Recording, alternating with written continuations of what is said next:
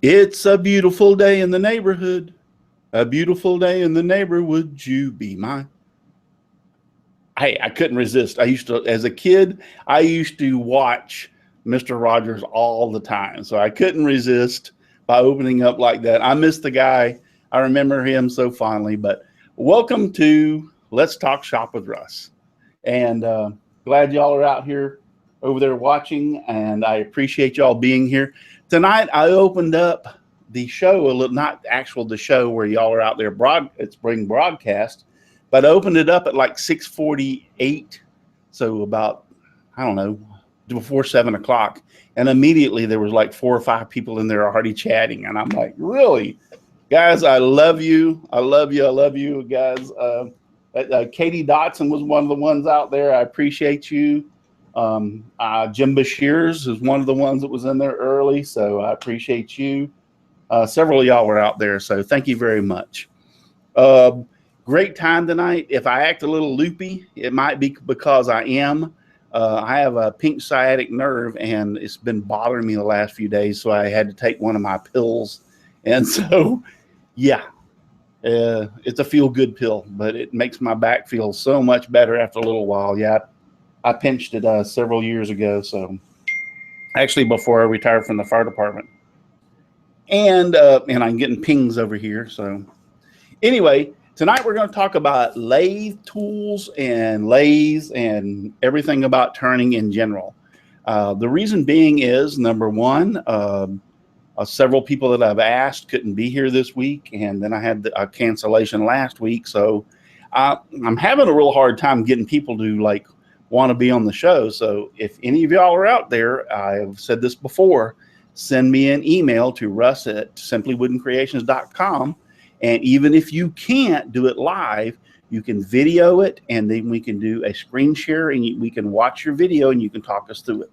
It's been done several times before. It works out great. So I'm opening this up to anybody that's out there who would like to come on to the show. Now, you need an internet connection. Usually the internet connection cannot be wireless. It needs to be hardwired. We've tried it before. I've tried it. It just don't work. It needs to be hardwired. You need a camera and a mic naturally on your computer. So, but that's the only thing that you have. If you have a computer, a camera, a mic, and you can video your project, you're more than welcome to come here and share it with us on the show and everybody that's watching. Thank you again for all y'all out here, and thank you all for guys being on the panel. Only thing I have to really say is my sponsors. That's really the only announcement, and that is Devobal Technologies. For web design, development, and hosting, visit devobal.com. Great guys. There's the one that did my website, and also the ones that give away, I think, 5 websites last year on the list on the show. And then the other one is Olivewood 2000 for beautiful, elegant, Holy Land Olivewood. Go to Olivewood 2000 on eBay today. And then last but not least, my good friends over at FastCap. For innovative products for the professional woodworker, go visit fastcap.com. They support me in my endeavor and on this show, and I appreciate them very much. All 3 of them do, but I appreciate all of them very much. So let's go down the panel real quick. And I guess I do have another announcement, don't I, Charles? I don't know, do you? Yeah, I have thought about this for long and hard, and I got my start in this actually because of Charles Deering. Charles used to have a show, and he invited me on his show in the very beginning, and then it all just escalated to here I am. So, but anyway, I've been thinking about this for a long time, and I had a little conversation with Charles, and so I told him the one thing that I wanted was commitment to the show and be here, and he said yes, he would. So as of tonight, that I am announcing that Mr. Charles Deering is now my co-host of the show. There goes the neighborhood. Yeah, love you too, baby. Well, there goes your viewership. It just went down to 2 viewers. I'm kidding. So yeah, Charles is going to be joining me, and he's going to help me keep track of the chat over there, and anybody that has questions or whatever, There goes the neighborhood. That's so typical of my fan base. All three of them. Yeah, you know that Sterling had to say that. So anyway, so as of tonight, Charles Deering is the official co-host of the Let's Talk Shop with Russ show. So glad to have him on board. I appreciate that very much. The only other thing, well, no, I'll mention that in a few minutes. Let's go down the list from right to left, and you tell us where we can find you and who you are. And the first person is on my right is Mr. Stephen Twidell. Hi guys, how are you? I'm Steve Twidell from Temple Boy Turnings, and if you type Temple Boy Turnings in anywhere, I will pop up. I will be there. So yeah, it's not a very much used name. So yeah, Temple Boy Turnings, that's me. Facebook, YouTube, Twitch, Twitter, Instagram, all the above. Great. Nice to have you on the show tonight. I appreciate it, especially for what we're talking about tonight. And next is Mr. Sterling Davis. I'm Sterling Davis. You can find me on YouTube, Facebook, Instagrams, the Twitters at Sterling Davis. And yeah, just Google Sterling Davis Woodworking, and there you go. That's where you can find me. Thanks for being here. Glad to have you. And then next is Mr. Shane. Hi, everybody. My name is Shane. You can find me on all your social networks also under Shane's Hobby Shop. Now, I'm not a wood turner, but I do know a few turners. So Tina Turner, Josh Turner. But hey, go ahead and check me out, Shane's Hobby Shop. That's too funny. And Mr. Russ Meadows. I'm a little before I introduce myself, because you know, what is it? ESPN got the Mike and Mike show on there on football and all that. We could have had the Russ and Russ show, and you had to give it to the other Charles. That's actually a good idea. I like that one. Yeah, that's Russ Meadows. Y'all can find me on Facebook, Instagram, a little bit on YouTube under Rusty Nails Wood Shop. And that's where I'll be. Great to have you, Russ. I never even thought about the Russ and Russ show. That's pretty cool. So, hey. Dang it. That was short-lived, wasn't it? I was going to say, if Charles messes up, I'll keep you in mind. By God, I'm next in line. There are times I can't be here because of my dad, but I won't go into detail. No, I understand that. Anyway, and next is JP. You know, having you tonight here, JP, is kind of dangerous, especially with Steve and Carl, all three of y'all together on the same show. Oh, Lord, I just hope it turns out all right. I'm curious as to why you picked on me. You could have started that with Steve. All we're missing now is Donald, and we have a whole bunch of guys. It's all Jamie's fault. Yeah, blame Jamie. You can find me on YouTube at JP Woodwork, Twitter and Instagram at JP_Woodwork, and the Makers International Podcast. Yes, don't forget that, the Makers International Podcast. Where do you find that at, by the way? You can find that on Facebook under Makers International Podcast and on Twitter at the moment. Great. Y'all be going live tomorrow, right? Yeah, we're going live tomorrow at 4:30 Eastern Standard, and we're highlighting Alan Robinson, the woodworking junkie. Cool. Sounds good. Okay. And then next is Mr. John Schaffner. Good evening, everyone. You can find me on Facebook and YouTube under my name. And back to you, Mr. Russ. And then Chris Ahern. Hey guys, Chris Ahern from the Old Cranky Workshop. Normally you'll find me in the shop on Facebook, on YouTube, but it's been too damn cold to be in the shop for the past few weeks. So ended up in my den indoors. I didn't get out to polish my paint. So don't we have a national holiday next week? I think it is. Well, we just happen to have a whole month of holiday. Actually, it's St. Patrick's month, and so we've already began the celebrations last weekend. I'm not 100% committing to next Saturday night just yet. Yeah, for those of you who don't know, Chris is not only Irish, but I'm Irish also, along with Mr. Stephen Twidell over there. He's also I'm not, Irish. no, I'm not Irish. I'm Irish on some. That's about all I got. So back to Russ.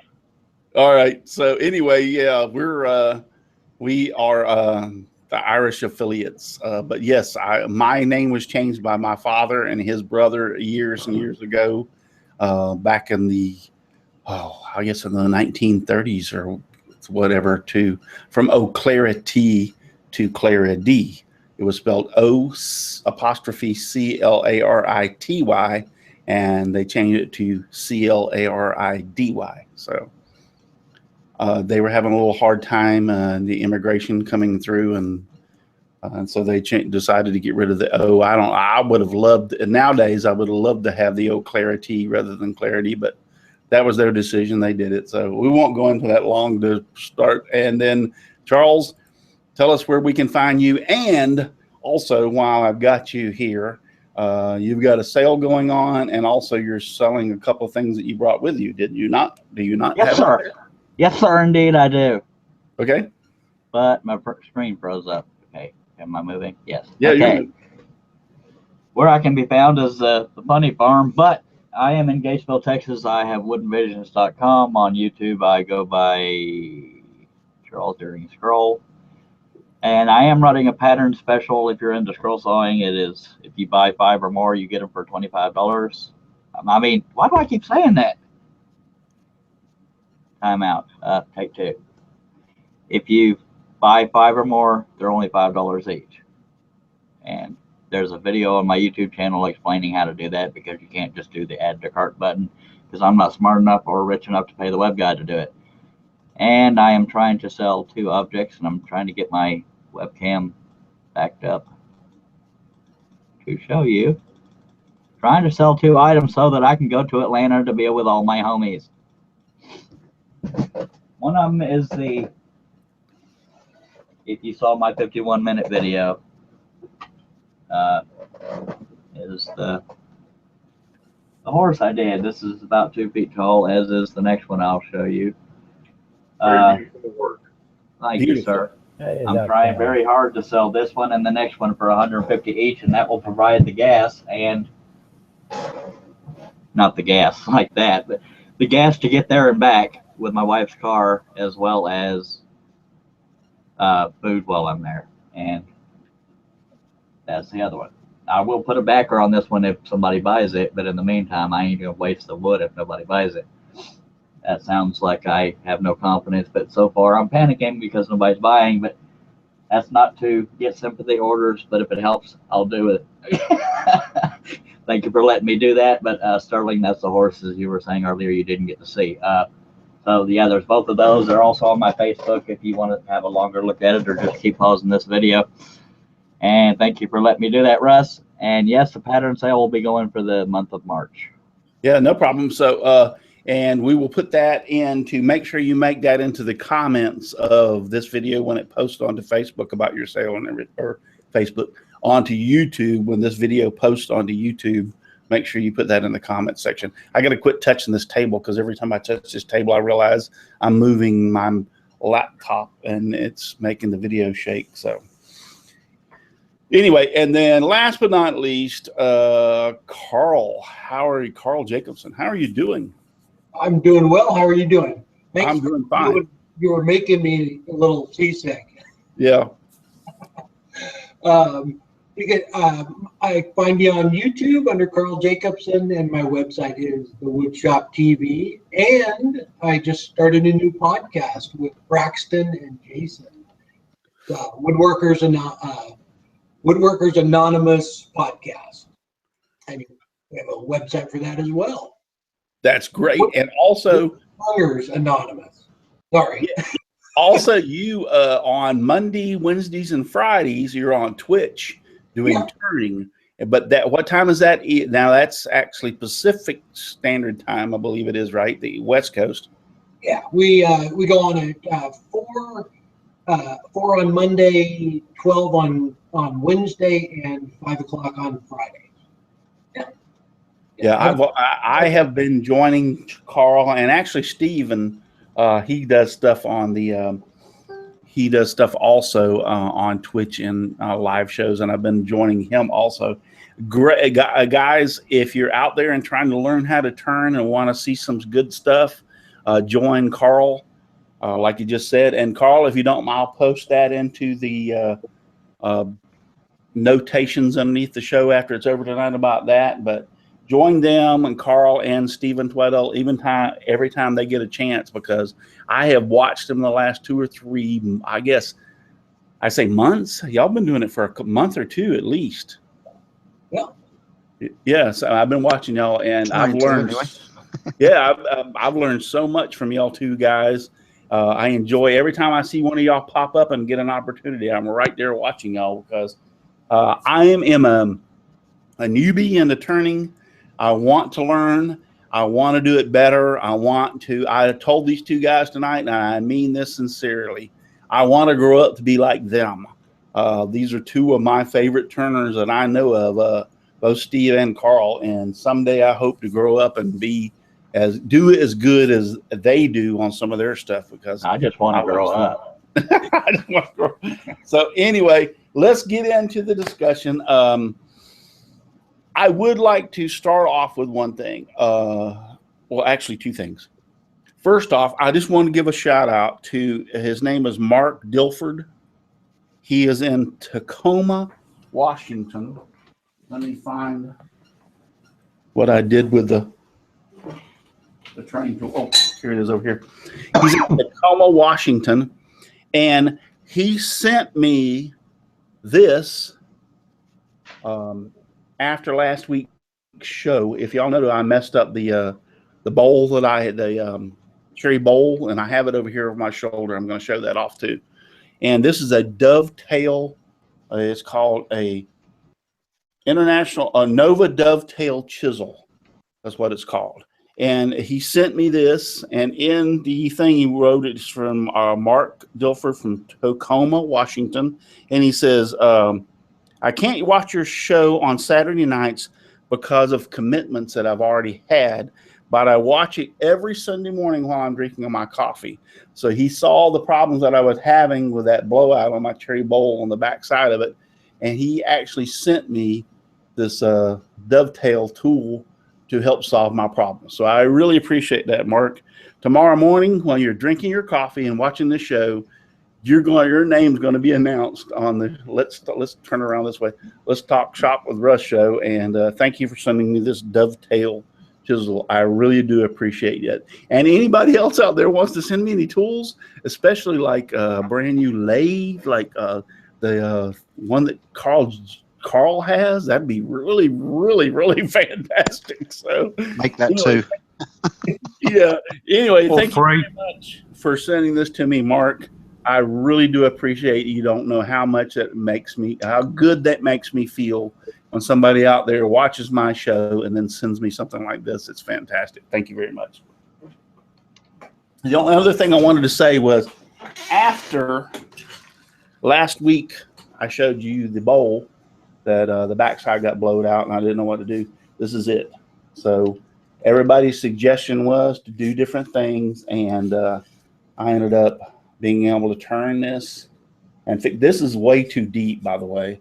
I went from the extreme, from too shallow to too deep. But anyway, it's my bowl, what I wanted to do with it. So this is solid cherry, and it blew out the back of it. Literally, I made the 2 things that I know that I did wrong, and that's what we're going to talk about. Some of the stuff in lathe turning tonight is, first off, the recess was way too shallow. I know that now, after I went back and looked at it and realized I should have made it deeper. And so what happened was, pretend this is the recess, it blew out one whole side from getting away from the chuck. And I posted a video of that on Facebook on my Simply Wooden Creations channel. If you haven't watched it, go watch it. And the second thing I think I realized I was doing, I was getting too aggressive on the interior.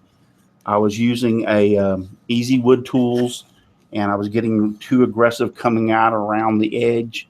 And I think that's probably caused, between the 2 combination, it caused the fiasco. Anyway, to say that, a lot of people told me what different things to do. So what I ended up doing, and if you remember last show, you remember I showed this. It didn't look like this on the inside. What I ended up doing was taking my, where's that? Oh, my Gatton CNC and making a donut chuck. The reason I chose the CNC because it allowed me to cut precision circles for this, and I measured the dimensions what I needed to fit around the lip of this. Let me put this down for a second so you'll understand. I wanted to fit over the lip of this down into this area right here so that this part would stick out, and I could get rid of the other recess and clean it up and then turn a new recess into it, because I had plenty of depth inside the bowl. If you remember, I was only down like an inch or so inside when it blew out, so I had plenty of depth in here. So this donut chuck, this is a piece of hard maple that I turned on the lathe and then made a recess in him. This recess is plenty deep, trust me, to get a hold of my new chuck. And then I cut the circle out for this. And I even, if you look here, I even had the CNC cut a circle to where this would go to make sure that it got directly in the middle of this outside circle. So there was no ifs, ands, and buts. And then I naturally not only glued it, but I screwed it in and then had this cut exactly the size of the dimensions of that bowl so that that would stick out and I could turn it. And then I just added these bolts through. I could slide it inside, but I don't want to mess it up. I got it finished. So slide it inside, come out. I was able to reshape the bottom, turn the recess in, flip it around and get it back on the lathe and finish it like you can see. So, can I just ask? I'm not sure. With time and use, would the maple kind of wear away or something like that? Like the tenon. This, no, yeah, often I don't think. Where you've opened the jaws and closed them over time. This is hard maple, and I've got Steve here and Carl. This is hard maple, so I don't think. I mean, I'm not going to use this thing all the time. It's not going to be like an everyday thing. Yeah, I really don't see a problem, Carl. I mean, because I've seen people use like that you can buy spare face plates and things like that, and when they've made homemade ones. So I was just wondering. That's all. No, Carl, what do you think? Yeah, a faceplate would actually work better. Even though it's probably not going to wear away any of the wood. I mean, it's hard maple. But what happens is when you put it in there and expand the jaws, you can't get it perfect every single time, and so it'll create like a little wobble. So if you just screw a faceplate on it, and that way it's the same every time. You know, and even screwing a faceplate on it, sometimes it's a little bit off, but that's a better alternative, and it'll be really close. Oh, now you tell me after I went through all this and cut it out and stuck this on the back. Now you tell me put a faceplate on the dang thing. Well, when you open the jaws up, it digs into the wood a little bit. So when you put it on there, you can kind of open them up and spin it a little bit, and you'll feel it lock into where those jaws were actually before. So, I mean, you can get it close. I mean, it's going to be really close. It's just a faceplate's going to be a little closer. Yeah. Jeez, where were you at when I needed help?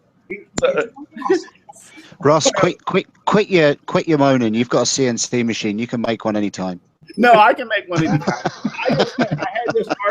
I had this hard piece of maple, so I decided to make it out of that, and put it on where I could get the jaws to. This is the jaws that I have. I don't have I use an old. I'm going to show you in a minute. I use an old lathe that was given to me. So these have Tommy bar holes. So this is the jaws that I use for the back of this.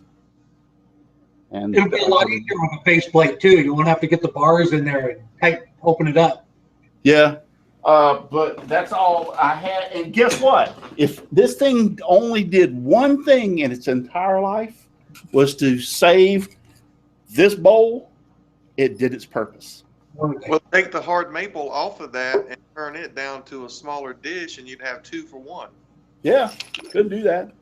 I had to take the screws out because I screwed it and glued it, so I take the screws out. But anyway, this was my solution to the problem. So, and it worked.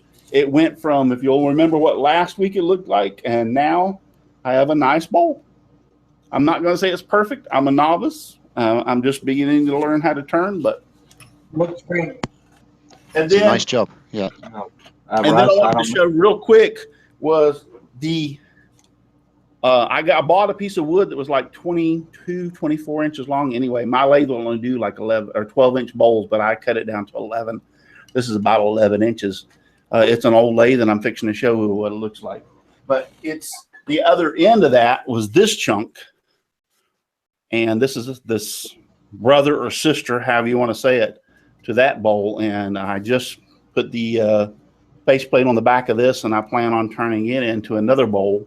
I reversed the grains on this one. This one, the other one went like one way, like this, and this was going like this. So I reversed the grains just to see if it'd make a difference on how it would look. But that's the other chunk of cherry, and I'm fixing to attempt to turn the second bowl. This is the largest bowl I've ever turned, and these are the other bowls that I've turned, and this is the second largest bowl I will have ever turned when I accomplish on this. Russ, I don't mean to interrupt, but how do you block people from the YouTube chat? You got some stragglers that are making they're inappropriate And he'd be comments. kicked.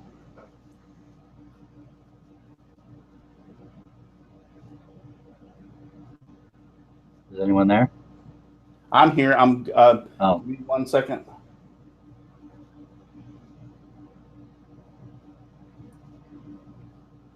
I'm going through. No, that you made there helped solve the problem. So that's all that matters. And like you said, you can use that for something else. Yeah, I had the scrap plywood, and it was no big deal. You still see them in there, or the? one of them anyway. I just got told how to report them. Okay. So, Well, I can actually remove them. That's what I'm trying to do. okay, then I'll just say their names. Well, one of them I can't say out loud. One is Malachi Osiris. It's Malichi space Osiris, and the other one is I cannot say publicly. Yeah, It's a five. Guys, just ignore those people. Sorry to interrupt the show for that. Charles, you can interrupt me at any time you need for something like that, and even if you have questions. So don't worry about that. I'm not worried. But I hate that happens. But It's actually the first time is quite in a while. Yeah, I'm a co-host. I'm gonna go ahead and take over now. I will make you. I should be able to make you kind of admin or something. Yeah, or management, I think it is. But guys, just give me 1 second. I'm going back through and trying to make sure that I've got. Steve French put it like politically correct. The pleasures of live TV. I think I just made you and moderator in there, Charles, so you should have the ability to kick them out and ban them or everything. Okay, I'm not. Okay. It may take after us rebooting this, but anyway, sorry about that, guys. Just ignore. You're going to have this in anything that we do, and any good time that we have together. Yeah. You're going to have this kind of stuff. So if those two trolls want to go over to my channel, just say what you want on mine, and I'll have a little chat with you later. No problem. Yeah.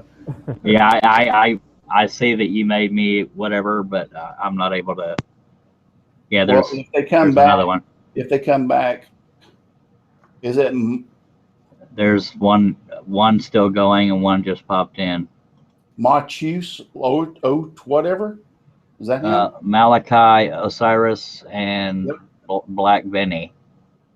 Okay, well, I'm not doing that to make y'all famous, folks. It's because it's y'all are idiots, and so. And we have another one called Mr. Teabag. Really? I mean, guys. They're I'd say if we just just carry on with the show because they're getting Yeah, y'all along. talk for a few minutes and let me take care of this, please. Hey, Yeah, and folks, ordinarily we would ignore stuff like this, but it's this is the first time this has happened in a long time, and it's probably people surfing which shows are live and just jumping in on the chat. So that's probably what it is. Yeah. And I apologize for bringing public attention to them and getting what they want, but still no way to delete them. So in the meantime, it's the only way to get rid of those. I like to say a few words, but unfortunately, I'm not going to. But me too. Yeah, Anyway, we know me. I need to muffle myself. They're just plan to take over. yeah, they're just so immature. They need some attention. They're like little babies that suckle on their mother's bosom, and so this is the way to get attention is to say naughty things in the chat. So we understand that you need that attention, but really, guys, we're all grown adults here, so act like a grown adult. So well, except me. But Katie Dodson would like to ask an off-topic question. Wants to know what people have an opinion about radial drill presses. I've never heard of that. So what drill press? Radial drill press. I guess it heard means it moves forward or something. Never heard of a radial drill press. I know that usually like a drill presses that move like forward or backward or side to side are more like milling machines, not a actual drill press. So there's another one named Big John, Russ. I don't know how else to let you know except to say it. Put it in the inside chat. Because when he's talking, he won't be able to read it. Is why I keep saying it out loud. But okay, I just so took him on airport and let you two worry about him. yeah, I haven't been able to report him. It won't let me. But I just took care of him too, so it's all right. Alrighty then. Anyway, so back to the thing. So does anybody have any thing else? I mean, I've showed Bolt. Did anybody bring anything else they want to show that they turned tonight? I know Stephen is in his shop and Jamie's in his shop. Carl's in his shop. How about Chris Ahern? Do you have anything you want to show that you turned? No, I've been out of my shop for weeks now because of the weather. I kind of figured that. John, do you have any pins or anything you want to show? Not tonight, guys. All right. They're all out there. I'm in here where it's warm. All right, so Russ Meadows, you don't. I think you gave your life to Charles Deering, so you don't have all the chair rigs, and when I finished my purpose, it was taken up too. All right, I know that Shane doesn't have one. How about you, Sterling? Do you have anything turned? I got a few bowls up here on the shelf. You can see there's some small bowls. I did this one here. Where am I at? Let me just grab it. Yeah, go ahead and grab it. I've got a pen there that I turned. Cool. I'll get to you, Jamie. Just be patient. It's not all about you, Jamie. Calm down, Jamie. It'll be okay. Just breathe. Oh, wow. That is actually cool. Well, that's a heck of a pin, eh? It's a 2x4. Really? Really? Wow. Glued two pieces of 2x4 together and a piece on the bottom. And I actually did a video on this on the Easy Wood carbon tools. And it come out surprisingly really well because pine doesn't turn that well. It's so soft. It's kind of like cedar. It's a real soft wood. Yes. Yeah. So it don't turn the greatest. But with those Easy Wood tools, it just cut it like butter, and it came out awesome. So I have to say, hold it up again. That thing looks awesome. I really like that. Yeah. Flip the inside so we can see the inside. Inside's dusty. Well, we understand that, but no, it does. For a couple of pieces of 2x4, it looks fantastic. Cool. Very nice. Yeah. Now, what was your biggest challenge in turning that? Was it going slow and easy? I mean, what was the hardest part about turning it? Well, trying to figure out the speed that I needed. Actually, I was trying to turn it too slow, which was causing more chip out. So when I increased the speed on it and I went to the round carbide tip, that really helped a whole lot. Seemed like the rougher roughed it out nicely, and then I just switched over to the round one, which is what the finisher, and it just smoothed it right out. I really had to do very little sanding on this, so I was real pleased with it.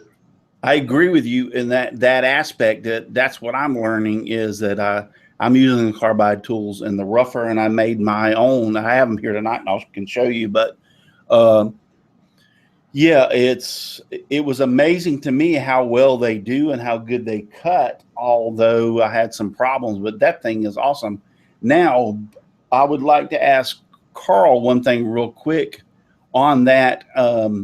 When you're turning that kind of wood, Carl, is there any special considerations that we need to do when you're turning old? Because a lot of us want to, like Chris Ahern was talking about earlier tonight, we don't want to do really expensive exotic woods. We want to be able to put something together and turn it. Is there any special considerations as far as speed and stuff that we need to do?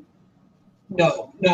It's softwoods are pretty much, they're just a little harder to finish than hardwoods, but as long as there's no cracks or anything in it, like that bowl right there, I would have put it on the lathe, and once I got it screwed up, I would have turned it right up to 3,000 and started turning it. And, poplar is another great. It's a softwood, but it's starting to get a little bit into the hardwood, so it's a great wood to practice on too. And it's fairly inexpensive, and you can buy it at any of the home stores. Yeah, the only thing like Sterling on that one, when you sanded it, does it kind of dip down as it goes through the grain there? I think we lost him. I think we lost Sterling. Yeah, I know what you're talking about. Is because the ribbons of the grain, which are the darker parts, and I've noticed the exact thing that you mentioned that now that you mention it, Carl. The ribbons of the grain, which are the darker parts that are going through, and then you have the whiter colors, which are they cut differently, and they also sand differently. You can put a little too much pressure, and you'll actually get, if the ribbons are a little farther apart, you'll actually get a dip between the ribbon. Is that what you're talking about? Yeah, and it just where the light part is, it goes down a little bit, and then that dark part is a little bit harder wood. So you kind of get that sometimes, but as far as learning how to tool cut and everything, that is great wood to use, and poplar, and yeah. Oh, there, Sterling, you back? Did you notice like a little ripple in it on when you were sanding it? No, like now? It actually didn't. I was surprised it didn't. I thought it would because of the different hardnesses between the grains. Yeah. But it was pretty smooth. I didn't feel a notice in between them. Wow. Yeah. Yeah, I did the 2x4 challenge. I don't know, a while ago, and that I noticed that when I was sanding up. I can't remember what I made, but it had a little bit of a dip where the soft and hardwood were going. Yeah, cool. Yeah. What I found with pine as well, we get a couple of different kinds of pine here in Ireland, and that's kind of what I used to practice with the early days of turning. With a softer wood, you can't really turn it that easily wet how you could with a hardwood, because wet pine tends to shred.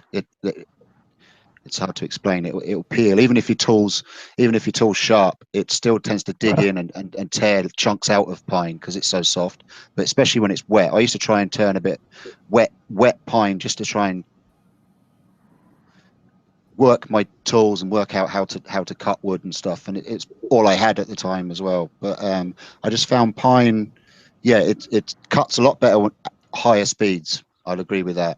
But yeah, it has to be really dry too. Yeah, I was going to say that same thing as far as I noticed my problem, and like Sterling said in the beginning, is when I first started turning, I was doing things too slow.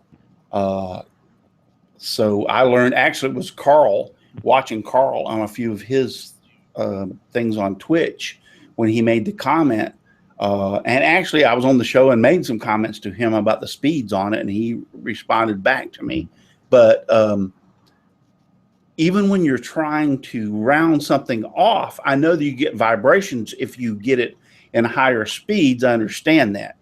But you try to bring it up to a maximum speed as you can and try to round it off. That will help a lot more than trying to go so slow that you get the boom, boom, boom every time it turns around to catch your cutter when you're trying to round it off. Am I not correct, Carl? That's right. Yeah. Like if you had a square blank and you had it on there, and same thing. If it's running in like 500 RPMs and you're trying to cut it, it's just gunk, gunk, gunk, gunk, you know. But if you, as long as the piece of wood is a nice piece of wood, doesn't have any flaws in it, even if it's a square dish, like say a 10 by 10 square dish, I'll start it out at 1500 or 2000. It's going to cut much easier than at 500. It's Right. just because it's moving so much faster in your tools. Feels like it's cutting almost solid wood, but you just kind of, you know, there's like a gauge for you know, lathe speed for a piece of wood, and I don't even know what it is, but it says if you have like a 10-inch bowl, you're supposed to turn it at this speed, and I never have agreed with that because you have to inspect the piece of wood.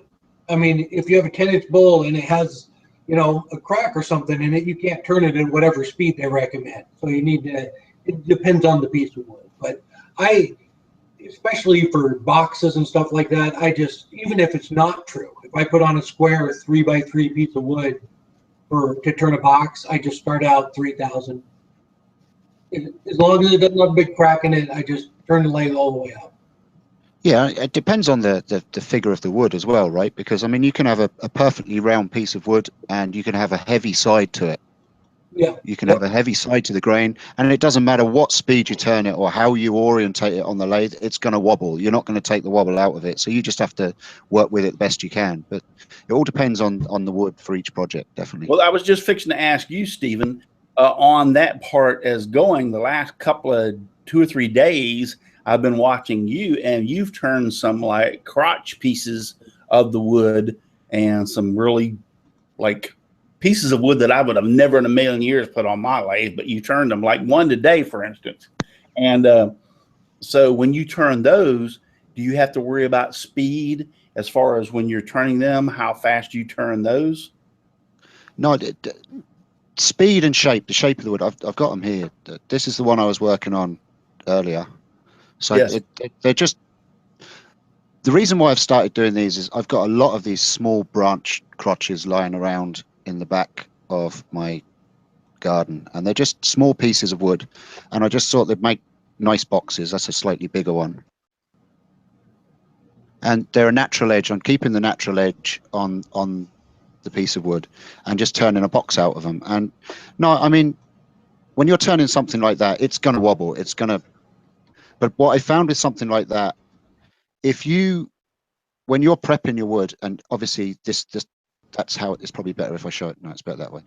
The way it's orientated, obviously that's one branch, that's another branch, and this is the main branch coming down here. What I found is if I cut all the branches to the right length, if you were to draw a circle, they'd meet the edge of the circle.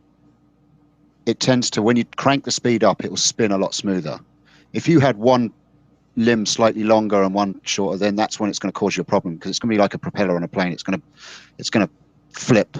Right. So I've just found that if I just get like a rough circle piece of wood, hold it and draw around it, and then just take off the limbs with a bandsaw, and as soon as you crank up the speed, they tend to settle themselves down on the lathe, and you can turn them at a high speed. Right. I get what you're saying. Is basically you have to take the piece of wood and imagine a circle on top of it and cut everything to that. Yeah. Cut everything to where that circle fits in that piece of wood and get it as round as possible before you ever try to put it on the lathe. Exactly. Yeah. But I mean, there's guys out there. I mean, Al Furtado, he'll put a chunk of wood on the lathe. He won't even use a worm screw or any way of screwing the piece of wood. He'll just take a lump of tree that he's picked up out of the garden and he'll jam it between his chuck and the live center and just jam it and just hold it there, friction, and he'll turn the most beautiful weird shaped pieces out of it.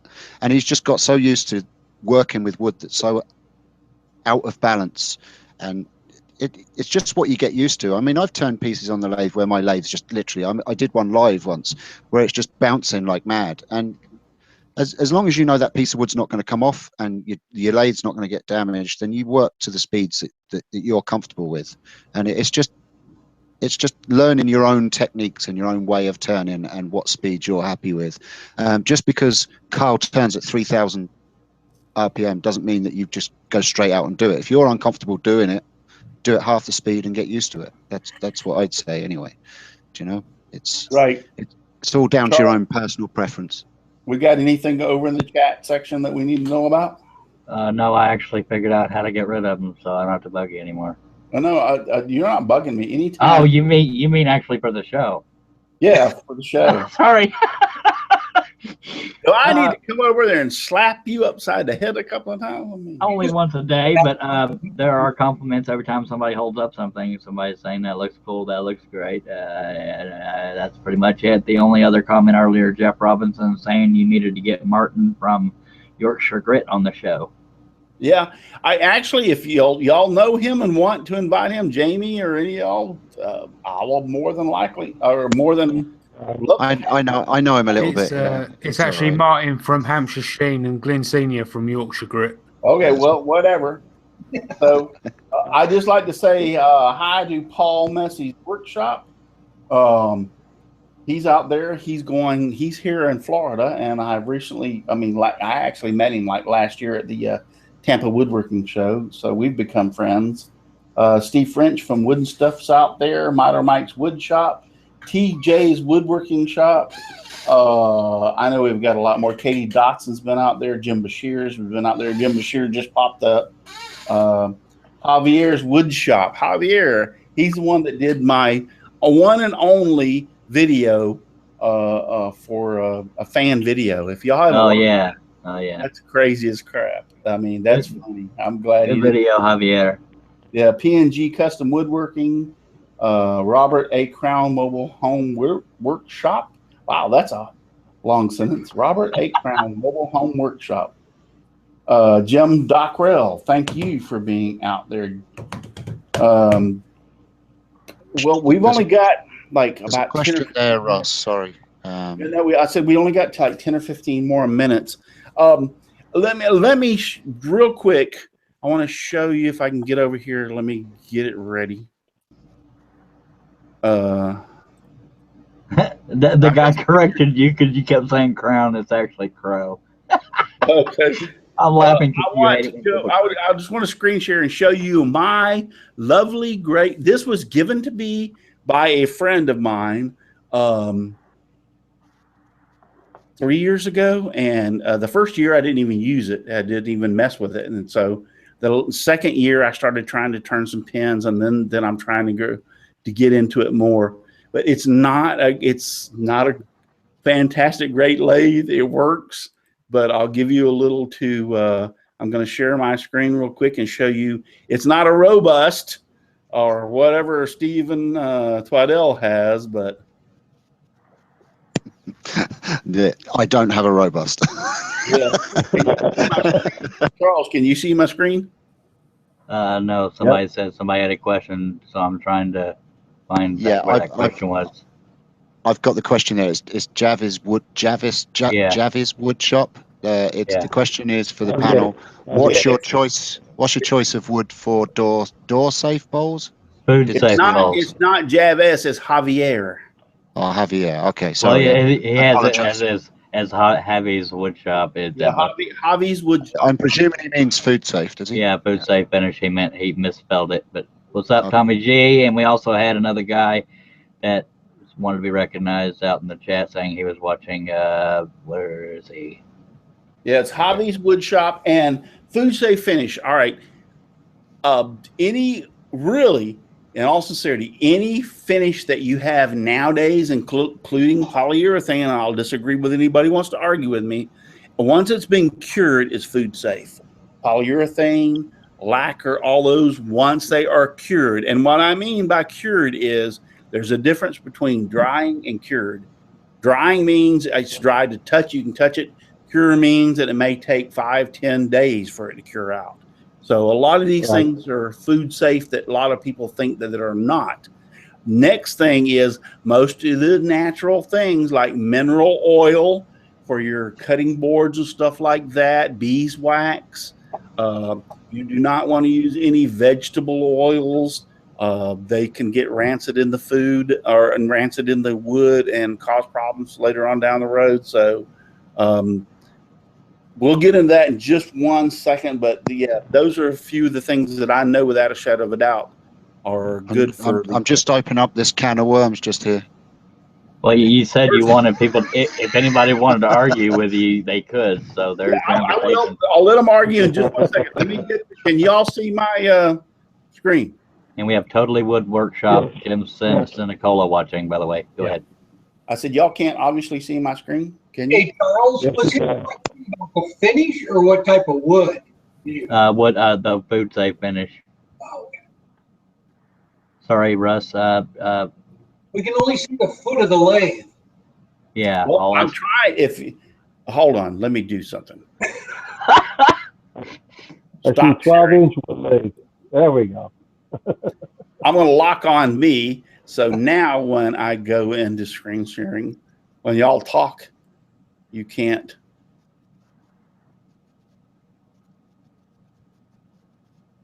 Oh, and C. Neil and Banjo complimented your tool rack you built this week. Don't click on that long link. All right, can you see There we mine go. now? Yes. All right. 12-inch wood lathe. Yeah, this is my my lathe. It's an Ohio forge, and what I found out was it was actually sold by Home Depot in the late 1980s, like from 85 to 90. So that's how old this thing is. Let's see here. That's it set up. See, I don't even have I got a little wheel I have to dial in. Don't even have a thing on the end like y'all do with your hand cranks. So Can don't you you, make? don't Can you you make feel one that goes on the end? do what? Can you make one that goes on the end? No, this is a shaft, and this wheel, little black wheel, where my mouse is going around, you spin that around and it pushes that the tail or the tail stock or whatever, foot stock or whatever you out. So it's like a worm gear. Yeah, it's like a worm gear. And this little knob, once you get it out, you lock it down right with that little knob right there. Hey, this thing came over with Noah's Ark. C. Neil and Banjo wants you to show the tool rack you made. I will. And After this you get done is showing off your lathe. it's a half horsepower, 110. That's a little motor for it. There's the tool rack that I just made. Nice, very nice. Yeah, that I made and it's got all my tools. And there's my little lathe. See, I can just reach up and grab these right off the front. That is a picture of my buffer that I have right there. Where when I do pins, I buff the pins out with that. So, but anyway, back to that is my poor, pitiful lathe right there. And I even had to build the stand that it's on. It's very similar to an older Craftsman lathe. It is almost identical to an older Craftsman. I've looked them up, and I think the parts are interchangeable. I want this to hold out for a little while longer. I would like to get it something better. If this does bite the dust before I can get too much more out of it, what I'll end up doing is probably just going ahead and going to the let's see if I can get back over. You need to make yourself a mug, and you might win one, Russ. Yeah, well, what I'll probably do is go over to the Harbor Freight lathe and just use it for a while because I've got too many fats in the fire. I've got a new roof that I'm having to put on my home, which is going to cost about $5 or $6 grand, and then I've already ordered a jointer, which is about about $1,000. Supposed to be delivered at any time, so I can only do so much at a time. If I didn't have to put this roof on, I'd have me a robust lathe or something like that, but I've got to I've got to have a new roof on my house, and we're trying to go with a metal roof, which, like I said, is going to cost about $5 or $6 grand each. And I'm going to do most of the work to still those stuff. Is so Have you seen that nice American Beauty? He's got a nice lathe. yeah. Now, Russ, since we're talking about turning, I've been neglecting my duties. I've got to mention TommyGWorkshop.com for your full-size, mid-size, and mini lathe, carbide lathe turning tools. This is my short tool rest. I didn't have a long tool rest that came with my lathe. I had a long tool rest. I did not have a short one. And when I was turning pins, it's really hard to get that thing that's about this long in there to turn a pin. So I sit down and scratch my head, and I had this stuff this is a half-inch piece of galvanized pipe. And this is a piece of angle iron that I cut off. And this is a rod that I had in the shop, and I welded them together. And hey, I'm not a good welder, but it holds, okay? So I welded those three together so I can set this up on my lathe just like, and this works perfect. Now the threads are on the bottom, but they don't get caught up into the mount for my lathe grabs up in here, so it's not an issue. But I set this, and you can rest your finger just as perfectly as can be right along this lip when you're trying to turn pins and stuff. How long did it take you to make that, Russ? 15, 20 minutes. So you're not a fast welder, you're not a slow welder, you're a... Yeah. I sit down and I put all the pieces together, and I said, all right, this will work with this will work with this, and I kind of like eyed it out with my big one that came, and I wanted it where I could put my finger along here, so when I was turning the pins, I could hold. This is strictly made this to turn pins on my lathe. And so I was like, oh, I can put my finger right here, clamp down the tool, and run it back and forth. And man, that'll be accurate because my finger just follows this groove. It can't go anywhere other than follow this thing back and forth. So it has to be even. And so, and I welded it together. Yeah, they're not pretty. I didn't say they were, I'm the best welder, but I do have a welder. I used to have everybody else do the welding for me, so I had to learn my own. But like I said, this is nothing more than a half-inch galvanized piece of pipe. You can see the threads on the end of it. And this was I think, 1.5 inch by 1.5 inch piece of angle iron and a piece of rod that I put on top of it. So this works perfect for anything that I've ever wanted to do on my lathe. Al Forte just joined the outside chat. Sorry I'm late, says he. I do have this. This I got from my good friend Daryl Jones, and it does have the big wide chuck, and it does have the rubber pieces that go on it that I can stick in it. The problem with is people are going to say, why didn't you use this to fix the bottom of that bowl that you messed up the cherry bowl? This don't get wide enough. It only goes about 8 or 9 inches. That bowl is almost 11 inches. So it wouldn't spread out wide enough to grab it. So, but these are little feet on it. He gave me this chuck. Didn't give it to me. I bought it from him at a very reasonable price. But it has all the, have a lot of the smaller jaws, like the little pin turning jaws and stuff that came with it, and the screw and everything. You got it from me. Is that part of the Nova 3, Chuck? Yep.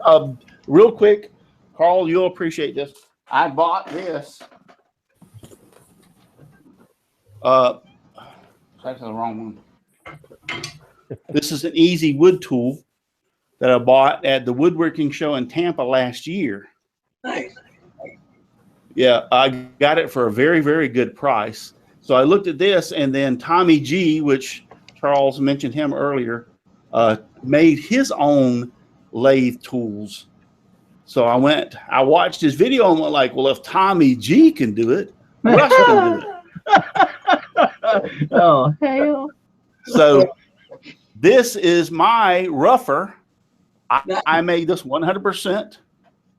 This is the square bit. I cut the end with a hacksaw and ground it down so that that tip would fit in the end just perfectly.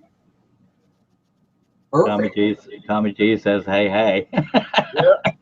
Oh, That's hey, Tommy Tommy G's Wood. Hey, if you can't make your own tools and you want some of these that are carbide cutters, go to TommyG'sWoodshop.com. He's got Actually, everything it's we're in. TommyG'sWorkshop.com. Yeah. So, and then I decided, all right, I like that one so much. I went ahead and bought some of the cutters.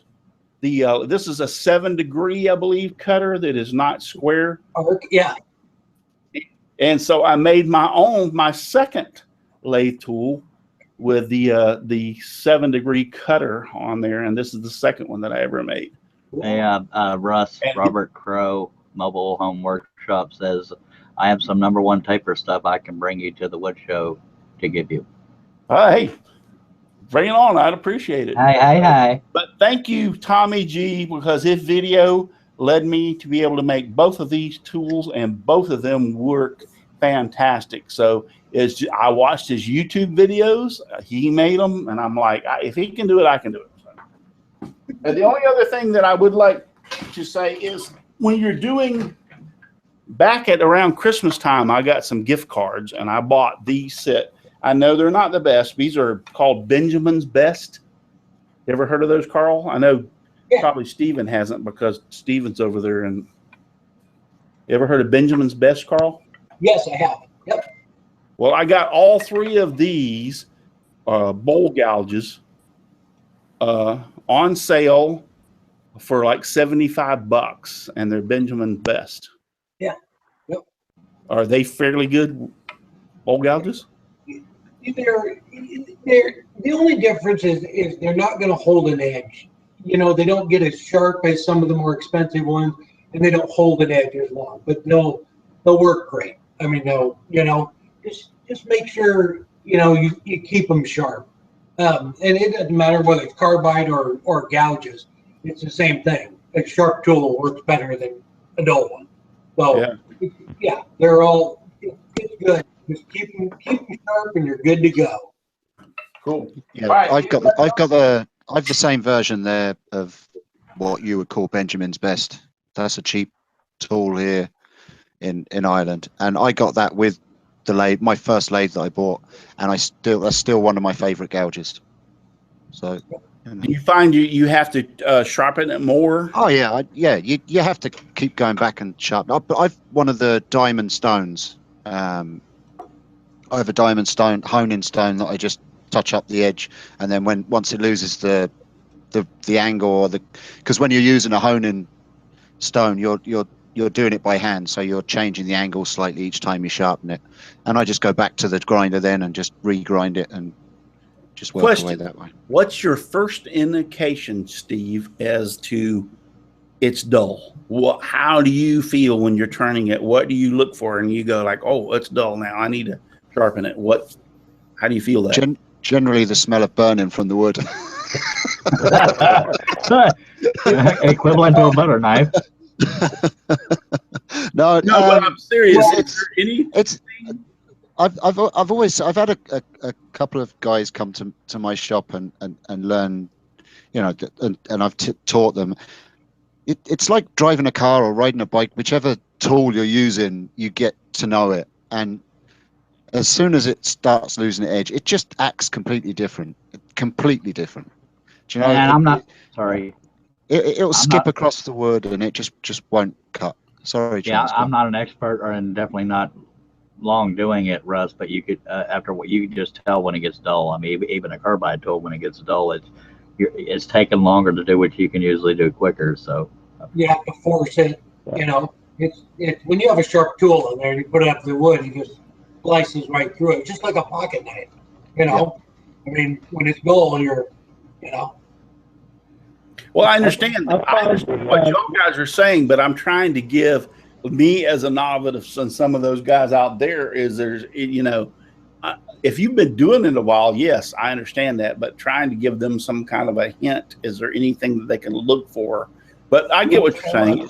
What I would say, as a newbie myself, I could say that if I'm not getting shaving pieces, I'm getting sawdust instead. It's time to sharpen the tool. Yeah. Yeah. Hey, Russ, Izzy Swan just joined the outside chat. Hey. I think as well, there's I don't know if Carl would agree. I know Carl uses both traditional and carbide. There's a huge difference I find from going from carbide to traditional to the cutting, the way it cuts. It's, you know, there's the cutting edge of a traditional tool when you start cutting into a bowl or whatever. I just find a different cut and a much nicer cut with the edge, with the cutting edge. I don't know if you'd agree, Carl, because you use. Yeah, I don't know if it's a nicer cut. They cut completely different, but it's to be honest, it's the same way with the carbide tools. If you have a sharp cutter, it just cuts like butter. Yeah. But if you turn around and you have a dull ball gouge, you're fighting it the whole way, and you're not going to get it to curl. So it's as long as they're sharp.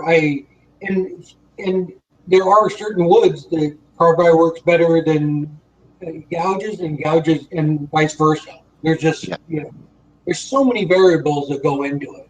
Now, y'all guys are very aware that you can sharpen those carbide cutters, right? Yep. Yep. Would you kindly kind of explain that real quick? You don't have to pull one out, but just kindly kind of explain that, because I've learned that, and I sharpened mine the other day and made all the difference in the world. So you kindly explain that? All you do is I just put a little drop of WD-40 on there, or oil, take the cutter, put it flat on it, and just rub it around with my finger for 15, 20 seconds, and put it right back on the tool. And you can do it several times before it's, before it's gone, but it doesn't take much. I just put a little drop of oil on there and just rub it around with my finger. I think, now that I think about it, I think it was you, Carl, that I saw that, because I went out and bought Harbor Freight tools. Harbor Freight has those diamond cutters in the different settings or degrees or whatever, thick, 800 grit or whatever. And I bought a set of them and brought it home out after I watched you, or I believe it was on your video that you showed that, and sharpened all of mine when I was turning pins. This has been a while ago, but anyway, sharpened all my pen tools like that. And I just got I have the regular hones for chisels and stuff, and I just use their regular cutting oil, put it on that, run it around like 10 or 15 times real quick, put it back on the tool, and started trying to cut the pin again, and whoa, And it's the same thing with the carbide. I mean, when it's not coming off there, like in shavings, and it's starting to, even when they are, when it's coming off there in shaving, you can tell the difference between, I guess, more of a solid shaving than to where it's almost tearing in a little bit. If if you're looking at it, you can see, even though, if you're working on a bowl or something, you can tell about halfway through that the shavings aren't as clean as they were when you started.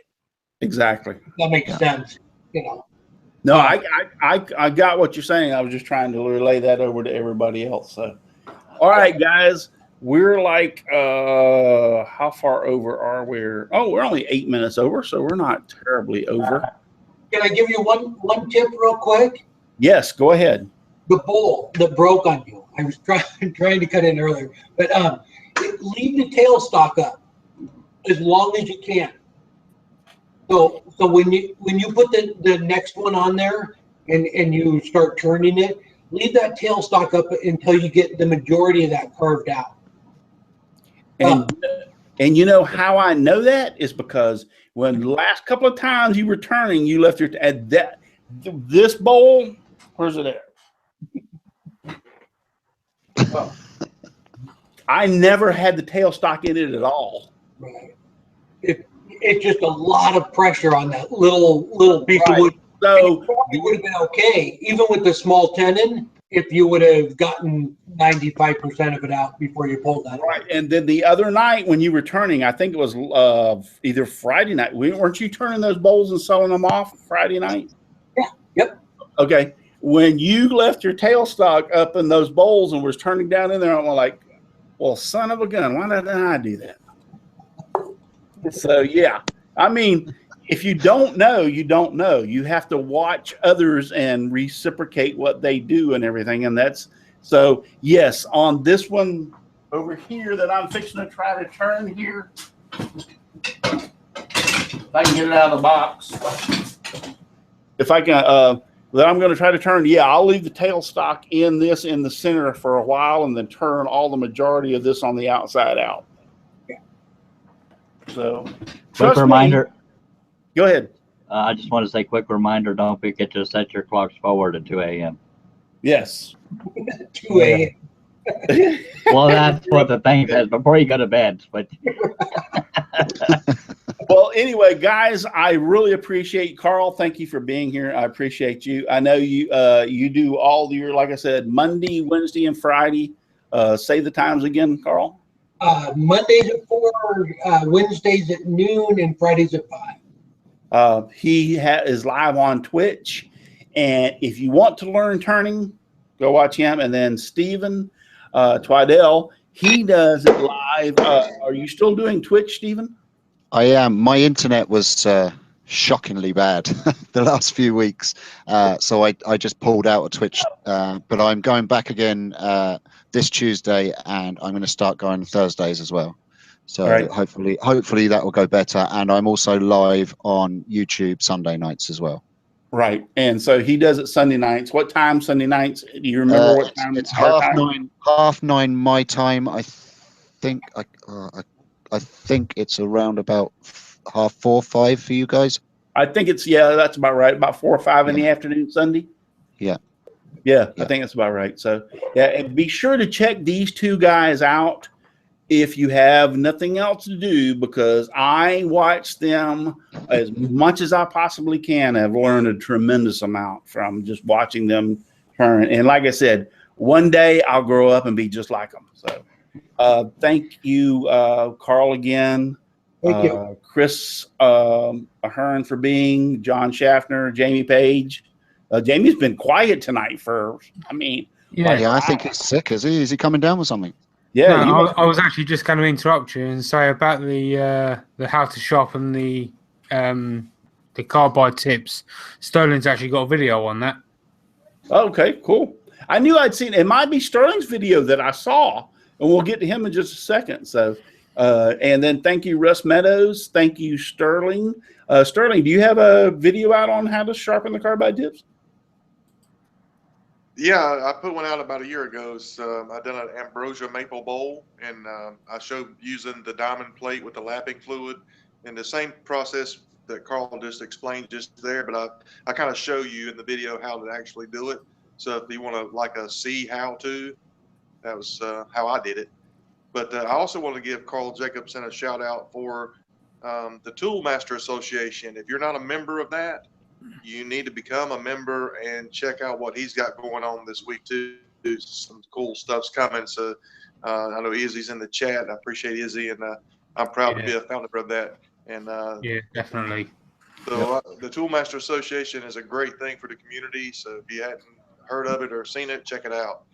Well, I try to keep I've asked him like 3 or 4 times, and since you're out there in the chat, he's hearing this, to come on the show and we'll talk about it, but he has yet to be on here. So he's a busy man. Yeah, Tool Masters Association. So Izzy, get your butt in here and let's talk about it. So I'm open for the next couple of weeks. So there you go. So yes, Izzy's a very shy kind of guy. I am a founding member of the Tool Master Association. Ooh. Oh yeah. So all right, guys. So thank you each and every one of you. And I even offered to Izzy, by the way, if he hasn't forgot this, I know Carl's doing turning classes. I offered to do scroll saw classes for the Tool Masters Association to show how people how to do scroll saw. So Izzy, I can do scroll saw classes just like Carl can do turning. I'm better on the scroll saw than Carl is. So anyway, all right, guys, thank you for watching. I appreciate all y'all out there. We've had Izzy Swan's joining us, Al Forte. We've had, oh man, Charles, who's been all out there? Have you been? Got all kinds of people that done it. Don't make me think. Thanked already. Katie Dotson, Donna Presley was in OJ Jim Woodward. Bashir's OJ Woodworking and Crafts. There's a lot of you guys out there. I really, really appreciate you watching. And don't forget, give me a thumbs up over there. Come on. It's not that hard to do. And all the information, if we have any information, will be in the comments below after the show's over. Tommy G's Wood Sharp. And yeah, Tommy G is the one that does, he makes his own lathe tools, and you can check that out. Steve French is over there, Miter Mike. And Ingerbretson, Mike Perez. All you guys, thank you. Thank you very much for being over there in the chat. You make this just as much as this panel makes this show by being over there and watching and commenting, and we were looking out for your questions. Thank you very much. There's only one thing we have left to do, but we got to close the show, and I have to do this, and this is just give me sawdust, lots of sawdust all around me and everywhere. I like it flying all around my shop and even in my beard and hair. Good night, everybody, and God bless you. Good night. Morning, gang. Bye, everybody. But you can't stay here.